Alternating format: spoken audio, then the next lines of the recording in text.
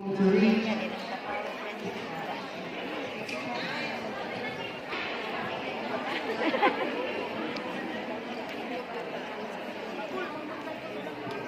You choose judge number 4, question 19.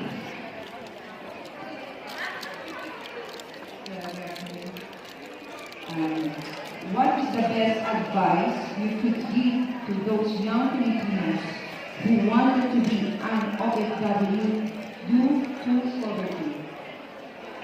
To those young people who want to go abroad or work, don't be naive, be smart, be strong. There were times that you will cry without knowing it on yourself. But be strong for your dreams. It is your dreams and it is yourself. Stand alone. No one will help you. Keep in your mind that nobody will help you. It is all yourself that you can achieve all your dreams with all yourself. Don't rely on others. Don't trust others. Believe me. Because I am stand by myself all the time. And I thank you. Wow!